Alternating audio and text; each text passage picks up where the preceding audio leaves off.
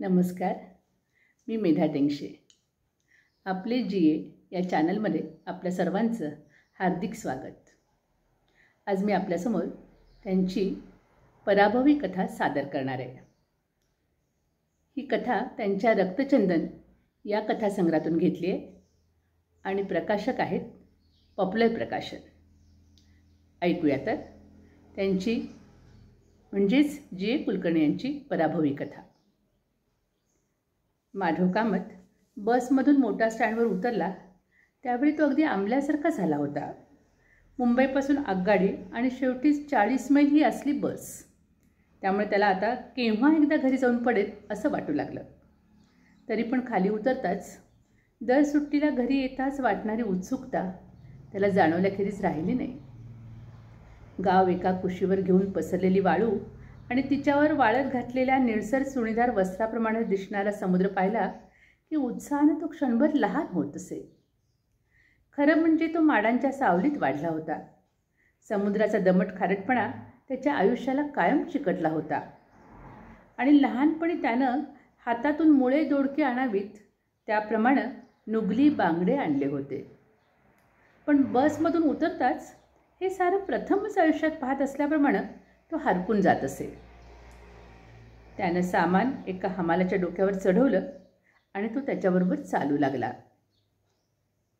पण नंतर मात्र त्याचं मन विरजल्यासारखं झालं. त्याला गेल्या सुट्टीची आठवण झाली.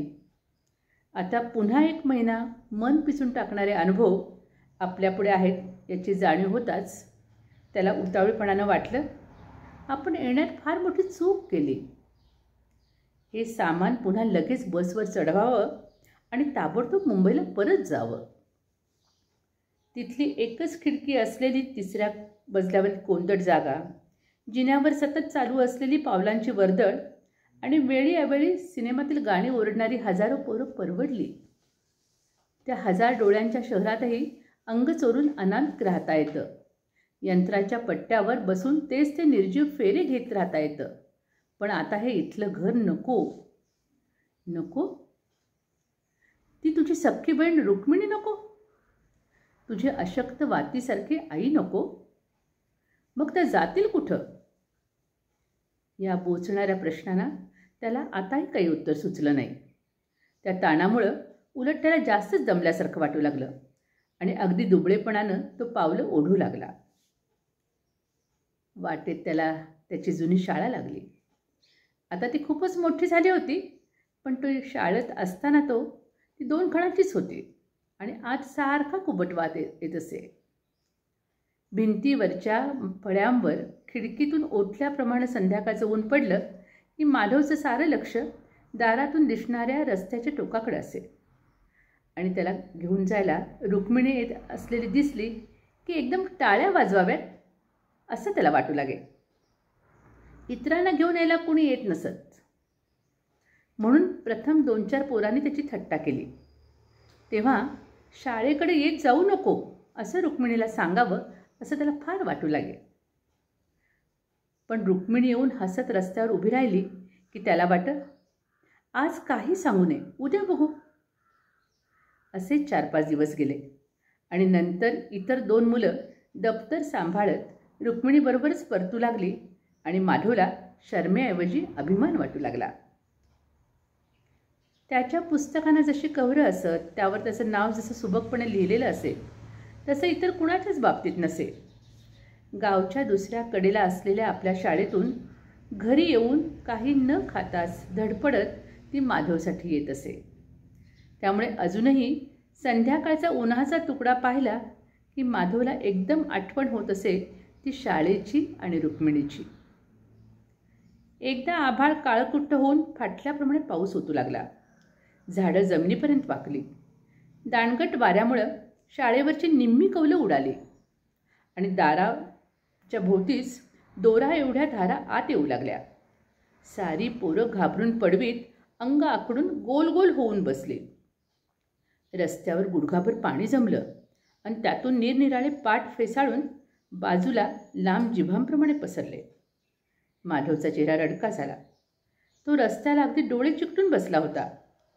झाडांच्या फांद्या आता वाढत्या अंधारात रस्त्यावरून काहीतरी उचलून नेण्यासाठी वाकल्याप्रमाणे अगदी खालपर्यंत येत आणि लगेच अंग सळसळत पुन्हा उठून उभ्या राहत. आणि मग तेवढ्यात एकदम रस्त्याच्या टोकाला रुक्मिणी दिसली. परकर खोचून दोन्ही हातांनी पुरुषी मोठी छत्री सावरत ती येत होती. तेव्हा माधवनच नव्हे तर इतर पोरांनी देखील एकदम टाळ्या वाजवल्या. ती हळूहळू येत असता माधवचं हृदय धडधडू लागलं. त्याला वाटू लागलं ती तिथे यायच्या आतच एखाद्या झाडाचा पंजा रस्त्यापर्यंत येणार आणि तिला अलगद वरच्यावर उचलून घेऊन जाणार. पण एक एक काळसर हात चुकवत ती पुढं आली आणि रस्त्यावर उभी राहून ओलसर मणी टिपकत असलेल्या चेहऱ्यानं ती हसली. दप्तर डोक्यावर धरत माधव धावला आणि पाण्यात पचक पचक पायापटत जाऊन तिला एकदम बिलगला. त्याला एकदम मोकळं वाटलं. त्याला म्हणावंसं वाटलं, येऊ दे आता वाटेल तेवढा पाऊस. आता रुक्मिणी आहे. तो आणखीन 2-3 पोरं तशीच धावली. लहानशा तंबू एवढी ती छत्री, पण तिच्यात एवढी गर्दी झाली की सगळेजण भिजतच पण खिदळत तिला घट्ट धरून बिलगून चालू लागले. आजही रस्ता तोच आहे. झाडं देखील तीच आहेत. मध्येच भूताप्रमाणे दिसणारं एक वटलेलं झाड मात्र नाहीसं झालंय. आणि आपण मात्र पार बदलून गेलो. रुक्मिणीला इथंच टाकून आपण दूर पळालो. आणि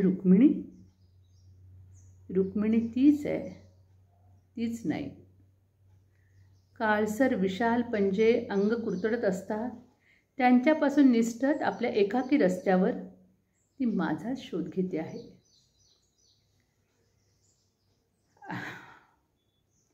आता त्याला दुरून आपलं माडीचं घर दिसू लागलं.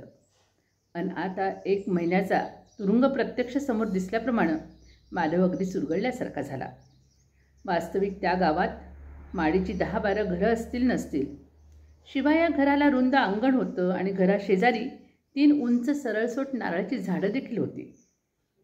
लहानपणी रात्री कुठेतरी टपदिशी आवाज झाला की तो एखाद्या रबरी भावलीप्रमाणे उठून बसे आणि पुन्हा आवाज होतो की काय हेच ऐकत जागा राहत असे. मग रुक्मिणीने उठून येऊन त्याला झोपवावं लागे.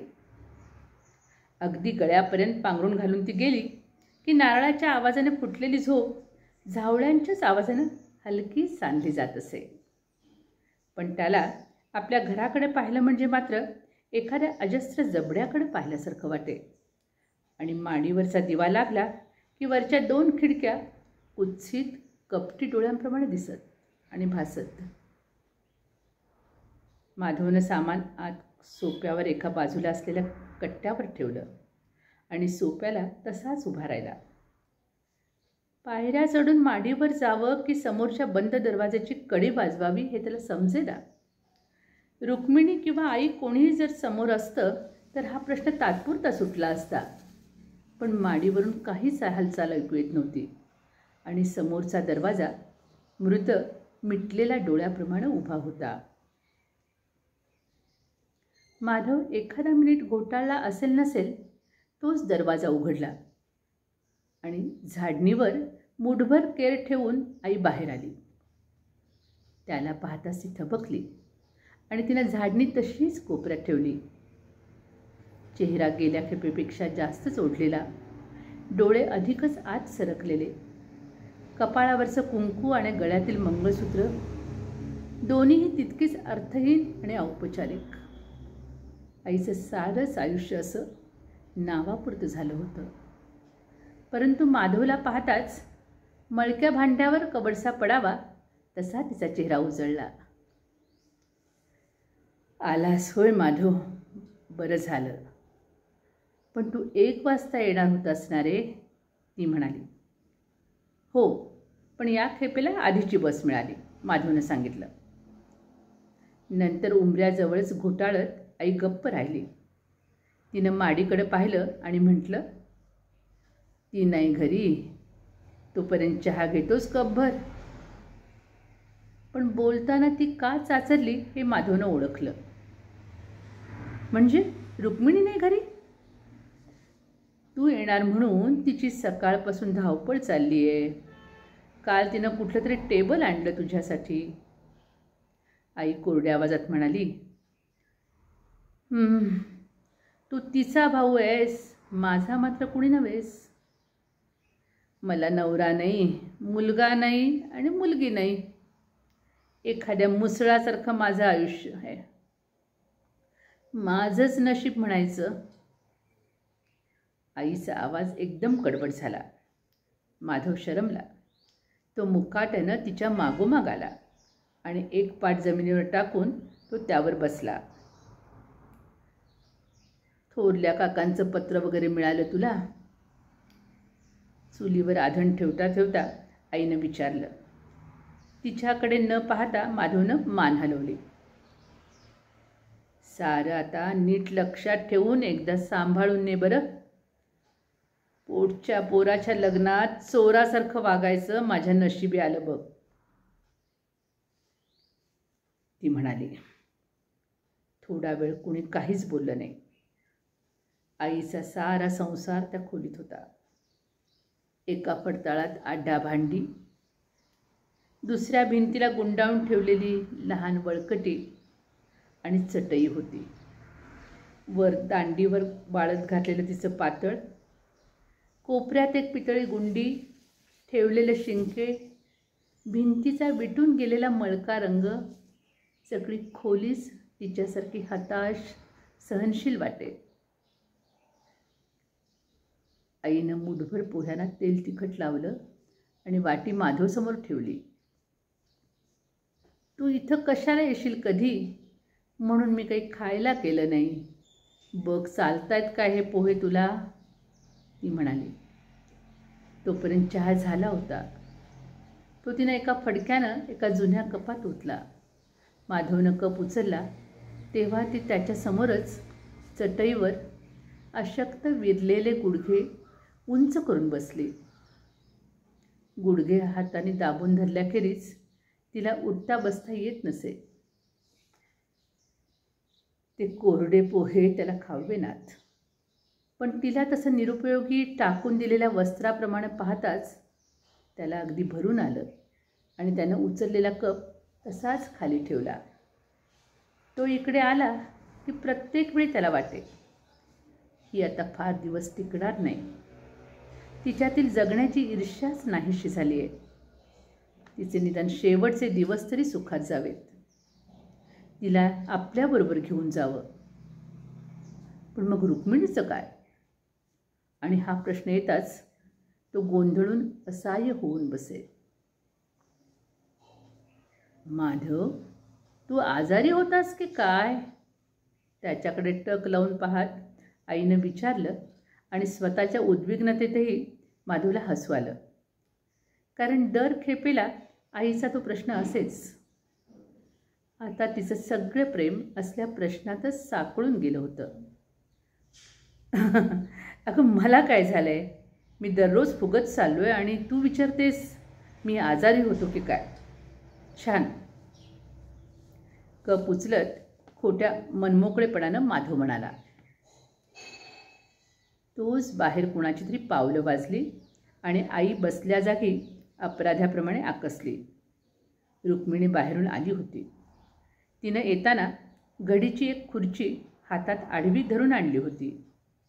हुश करत तिनं कट्ट्याला लावून ठेवली.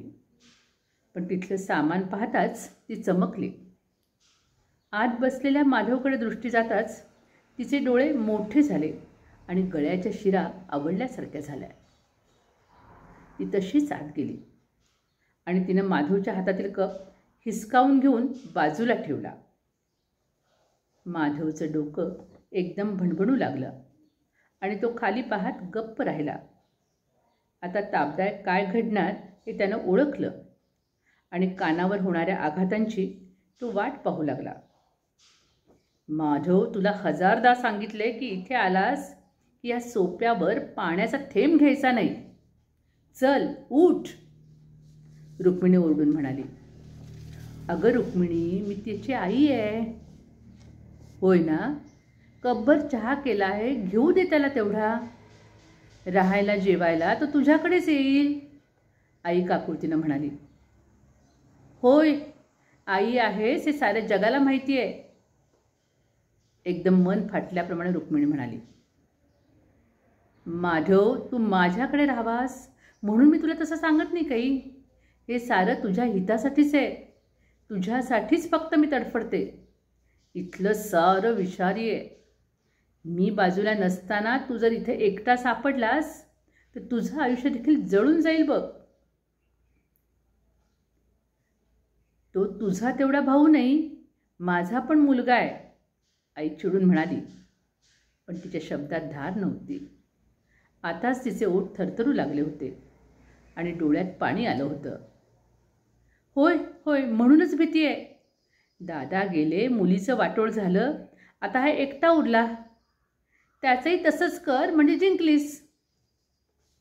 पण मी जिवंत आहे तोपर्यंत त्याचं तरी माझ्यासारखं होऊ देणार नाही. आईला हे सारं असह्य झालं आणि ती भिंतीवर डोकं आपटून रडू लागली. असलं काही अकरासाळीपणा करू नको. तो महिनाभर आला आहे, तेवढं तर त्याला सुखानं राहू दे. माधव, चल इथून, रुक्मिणी कर्कशपणे म्हणाली. आत्ताच आपण पराभव या जीएनच्या कथेचा पहिला भाग ऐकलात. आपल्याला हा भाग कसा वाटला? आपल्याला जर तो आवडला असेल तर जरूर लाईक करा, शेअर करा आणि सबस्क्राईब करायला विसरू नका. तसंच चॅटबॉक्समध्ये आपण आपला अभिप्राय जरूर कळवा.